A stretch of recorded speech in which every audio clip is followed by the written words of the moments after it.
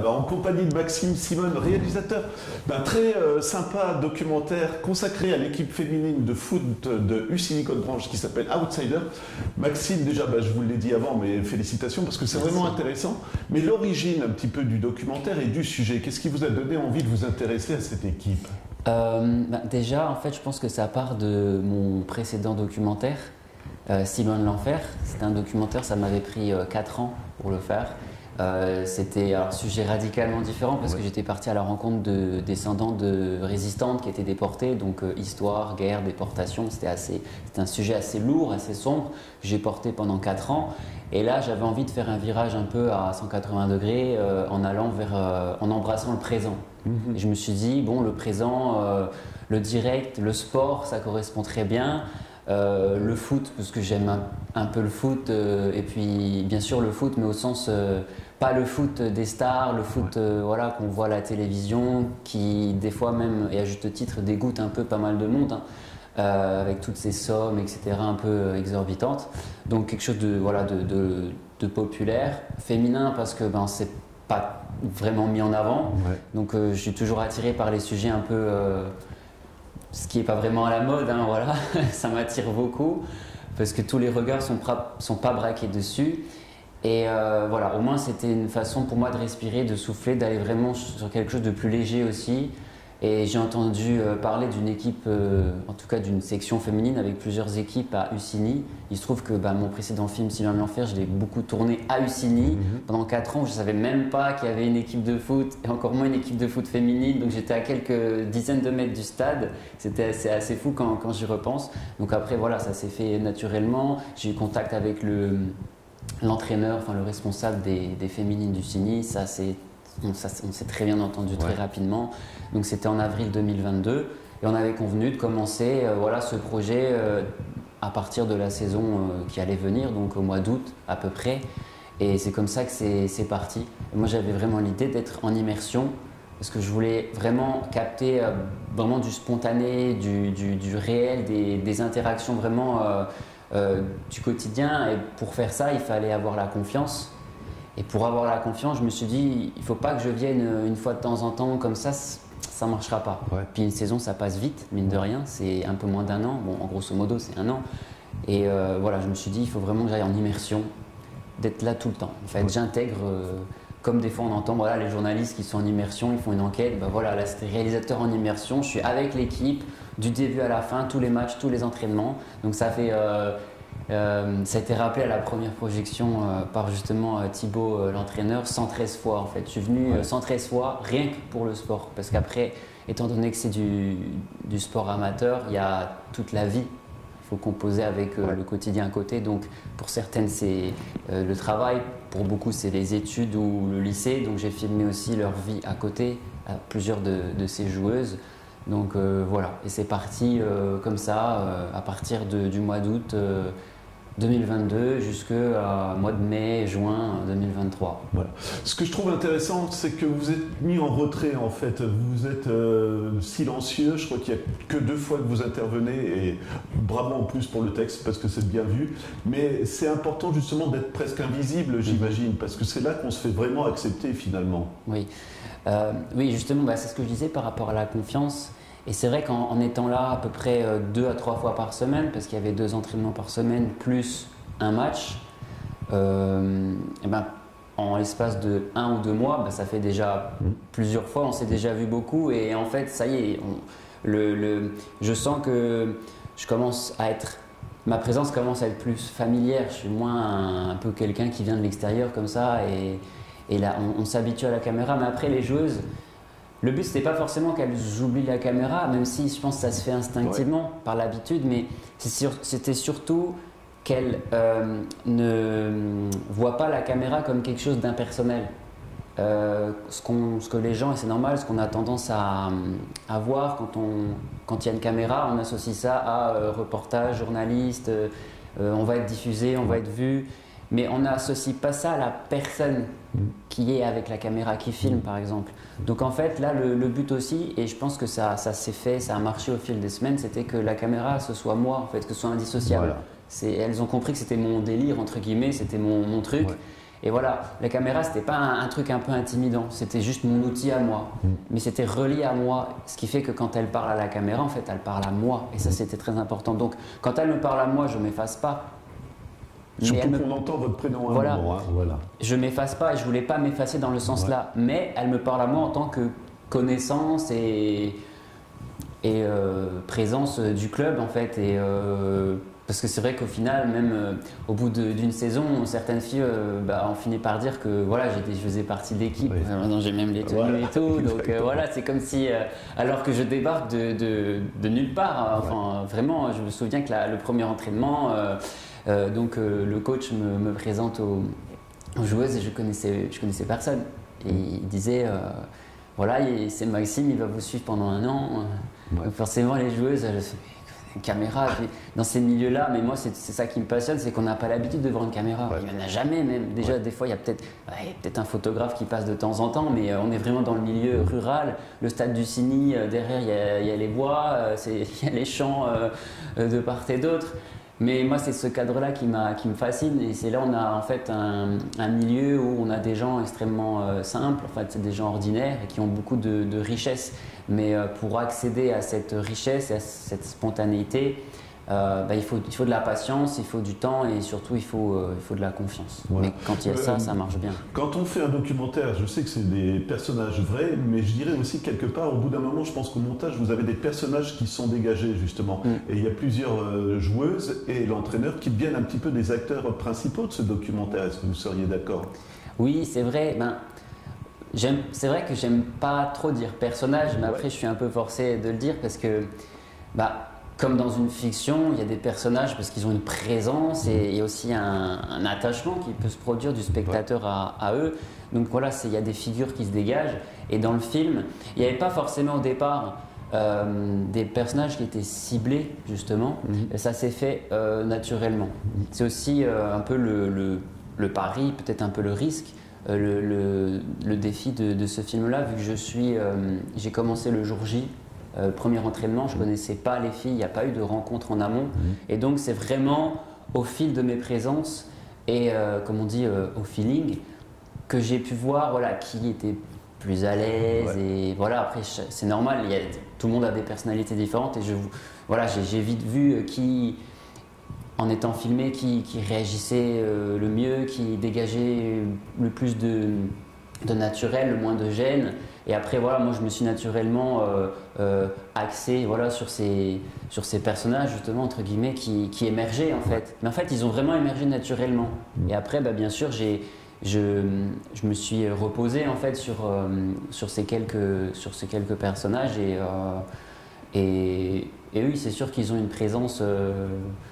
On me l'a beaucoup fait remarquer, même là, il y a eu la projection tout récemment, la première projection, ça a fait beaucoup réagir même dans la salle, ça a fait beaucoup rire aussi en fait, il y a beaucoup de légèreté et j'étais pas habitué à ça parce que j'ai pas forcément fait des films avec cette légèreté, mais ça m'intéressait beaucoup d'aller vers aussi cette humeur en fait, parce qu'on est avec des jeunes, il y a aussi beaucoup d'insouciance et ça je trouve que c'est très...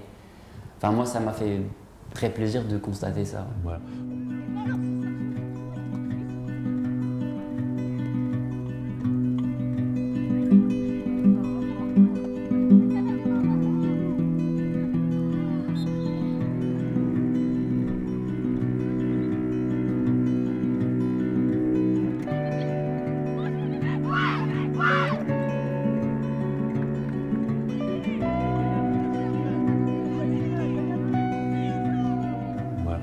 Parliez de feeling et aussi de légèreté, mais je dirais qu'il y a aussi, avec la composition musicale, il y a une ambiance un petit peu douce amère, je dirais, parce que c'est vous qui êtes aussi à la composition.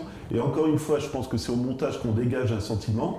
Même si c'est un documentaire, vous orientez un petit peu aussi l'émotion avec une musique douce amère. Et le final, je ne vais pas le dévoiler, mais ça colle parfaitement finalement avec cette musique. Oui, c'est exactement ça. Voilà, douce amère, c'est exactement le terme. Je ne l'ai pas encore entendu, mais merci de le... Mais moi, c'est exactement l'idée que j'avais en tête. Qui me vient d'une expérience de film ou même de jeux vidéo ou de séries, donc d'œuvres culturelles sur l'adolescence qui ont cette tonalité-là. Et moi, j'aime beaucoup cette tonalité douce-amère quand on parle de la jeunesse, parce qu'on est vraiment au croisement entre l'insouciance de l'enfance brute et tous les impératifs de la vie à préparer, la vie future, entrer dans la vie active, etc. Et donc, il y a une tension, en fait, il y a toujours une tension. Ces deux choses-là entrent en tension et je pense que ça se voit dans le film. Et moi, je l'ai senti. Et pour le souligner, j'ai voulu utiliser en fait une musique qui soit un peu douce amère, mélancolique, où on est à la fois la légèreté, en même temps on sent quelque chose qui transparaît dans les propos de plusieurs joueuses où avec les études, ça va être difficile. Finalement, c'est la bulle de l'enfance et puis il y a le monde extérieur qui commence à arriver et qui presse. Et ça fait, ça donne quelque chose qui est un peu entre deux eaux. Et bien sûr, avec la musique, je le souligne, j'aurais pu choisir d'aller sur quelque chose d'autre. Mais moi, c'était la musique, en fait, c'était une façon d'homogénéiser ce que moi j'ai retenu, ce que j'ai ressenti de mon expérience du tournage et du film. Et ça permettait, je trouve, la musique, parce que la musique, c'est vrai, on a tendance à l'utiliser, de mon point de vue, trop. Comme si c'était quelque chose d'un peu banal ou même anodin. En fait, la musique, c'est quelque chose qui est très chargé. Pour moi, la musique, c'est une voix. Donc c'est pour ça que dans mon film, on m'entend au début, au milieu, à la fin, c'est assez bref. Je voulais juste introduire et c'était une façon un peu de personnaliser le film. C'est en fait ce qui est vrai, c'est mon projet à moi, c'est mon expérience à moi. Et j'ai ce rapport, moi, avec les joueuses. En fait, je suis tout seul, il n'y a pas d'équipe de tournage avec moi. Donc, c'était une manière aussi de mettre en avant ça, ou de le rappeler, de l'assumer. Mais c'est vrai que avec la musique, c'est moi aussi qui parle, mais avec la musique. Et aussi de manière plus discrète. Mais la musique, quand même, je pense qu'il faut faire ça doit se manier avec précaution. Avec précaution, en fait. Il faut faire attention parce que c'est vraiment un discours. Donc la musique, c'est le discours du film. En fait. Et on ne le sait jamais, mais les spectateurs ne s'en rendent pas compte, mais ils sont souvent orientés par la musique dans une scène, parce que on le fait toujours avec notamment Psychose, enlever la musique de la scène de la douche, il n'y a plus aucun effet. Mais ça, je suis en train de digresser. Ça a été présenté il y a très, très récemment au public, et déjà les personnes que vous avez filmées, comment elles ont réagi? Parce que là, elles ont vu pour la première fois le résultat final, j'imagine. Oui, c'était aussi la surprise totale. J'ai choisi ça parce que je savais que ça allait être... c'est un sujet assez... c'est pas un sujet lourd comme ce que j'ai pu faire auparavant et il n'y avait rien de particulièrement compromettant, donc on était vraiment dans du positif. Donc ça me semblait légitime de garder la surprise, et puis les personnes étaient d'accord. Et ça a été vraiment très fort. Les filles qui se sont vues... alors ça leur a fait drôle au début, mais en fait... Et je le savais au début, quand je tournais, je savais que ça allait faire des souvenirs. Mais ça, il n'y a que moi, c'est aussi avec ma petite expérience qui le savent à ce moment-là, parce que les filles, elles étaient complètement dans le présent. Et il n'y a que moi, à un moment donné, qui m'autorisait à penser dans 2 ans, tout ça, ça sera derrière. Et je pense que ça a vraiment ravivé beaucoup de souvenirs, ça a été beaucoup d'émotions. Certaines filles qui me disaient, ça m'a fait pleurer là et là et là. Et oui, c'était tout ça de manière très authentique et à l'image de ce qu'elle donne dans le film finalement. Vraiment ce naturel qui pour moi inonde tout ce que toute l'année que j'ai vécu avec ces filles dans le club en fait à Ussini. Donc voilà, ça a été beaucoup d'émotions pour elles de se retrouver. Et c'est sûr, ça fait très drôle de se retrouver sur un écran. Grand écran en plus.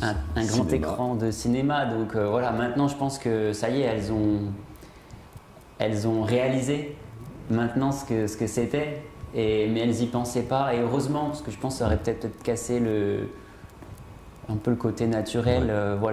Puis moi, j'en parlais pas trop en fait. Sur le moment, pendant le tournage, on était dans le tournage, on était dans la relation au présent. Et le reste, on y pensera plus tard. C'était votre cuisine en fait, tout ça après. Il n'y avait pas à savoir quelque part.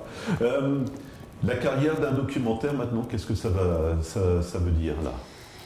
Alors la carrière de ce documentaire, ça va déjà être des projections le plus possible, que ce soit au niveau local ou même ailleurs. C'est le but avec mes producteurs de Clap Productions qui eux sont à Marseille. Et on va essayer de le diffuser le plus possible avec des événements ponctuels et aussi en parallèle des inscriptions dans des festivals. Et peut-être aussi des diffusions au niveau télé, voilà, en fonction des possibilités, etc. Mais c'est sûr que le film-là, et d'ailleurs j'étais très, très content de la première projection, je pense qu'il il peut attirer. Il peut attirer, il peut être diffusé, même si ça a été très difficile quand on réalise un film comme ça avec un tout petit budget, en dehors des villes, voilà, dans un milieu rural. C'est facile un peu de se sentir seul et de ne pas forcément voir le bout du tunnel. On se heurte à des fois de l'indifférence, des fois des refus. Voilà, on est un peu avec sa bouteille à la mer qu'on jette, qu'on lance par-ci par-là. Sauf que voilà, la première a montré que ça peut intéresser, ça peut vraiment émouvoir même. Et ce qui m'a vraiment marqué, au-delà des premières concernées, c'est normal, elles étaient directement impliquées, donc il y a tout l'aspect souvenir, mais il y a des gens qui ont vu le film qui ne sont pas du tout familiers du foot, même qui sont anti-foot, entre guillemets, et qui ont vraiment été touchés par la dimension humaine. Plus que le côté, c'est un film de sport, en fait, non, c'est pas un film de sport, c'est un film sur des jeunes femmes qui se retrouvent ensemble. Sur l'amitié aussi. Voilà. Pour faire du sport, mais ça aurait pu être un autre sport, ça aurait pu être autre chose. En fait, quelqu'un m'a dit que c'était un prétexte le foot, et il avait peut-être raison, même si j'aime bien le foot, mais en fait, je voulais surtout pas que ce soit des étiquettes. Ça, je déteste. Que ce soit, voilà, c'est la joueuse. Non, c'est pas la joueuse, c'est Leïla, c'est Sacha, c'est Thibaut, c'est des femmes, c'est des jeunes femmes, voilà, qui ont des études, qui font du sport et qui se retrouvent ensemble, donc avec ce côté convivial, bande de potes. Et je pense que ça touche beaucoup. De voir de l'amitié à l'écran, j'ai l'impression. C'est ce que j'allais dire, ça doit faire remonter des souvenirs au public, j'ai connu ça quand j'étais jeune, quoi, aussi. Oui, c'est ça, je pense, et c'est peut-être par les temps qui courent, je sais pas, on est quand même dans une époque anxiogène et il faut le dire catastrophique avec toutes les guerres et tout, donc voir cette amitié, cette chaleur humaine à l'écran, je pense que ça fait du bien. Peut-être, moi, je ne me rends pas assez compte, mais peut-être que ça peut toucher beaucoup les gens. Voilà. Toute dernière question, Maxime, je sais que c'est beaucoup trop tôt, mais est-ce que vous réfléchissez déjà à un autre projet ou vous êtes encore dans la fin de celui-ci? Donc, d'ailleurs, ce mois-ci, c'est un peu l'anniversaire de mes débuts comment dire, à la réalisation, enfin à la prise d'image pour être plus précis. Ça fait 10 ans. J'ai commencé il y a tout juste 10 ans à faire un reportage pour un journal étudiant à Nancy. Je ne savais même pas installer un trépied, etc. Donc j'ai appris comme ça par l'expérience. Et voilà, j'ai fait Si l'on l'enfer, premier long métrage documentaire, ça m'a pris 4 ans. Outsider, dont on parle, 2 ans, même 2 ans et demi. C'est très fatigant, c'est beaucoup de temps, c'est souvent des projets que je porte seul. Donc je pense que j'ai besoin aussi de temps pour me projeter ailleurs, parce qu'en fait les années passent très, très vite aussi. Mais j'ai des idées bien sûr, et j'en ai pas fini avec les jeunes filles qui font du foot. Mais pour l'instant j'en dirais pas plus, mais il va se passer des choses, mais pas dans un futur proche. D'accord. Si vous voulez bien, on vous suivra alors, voilà. Super. Merci beaucoup, Maxime. Merci.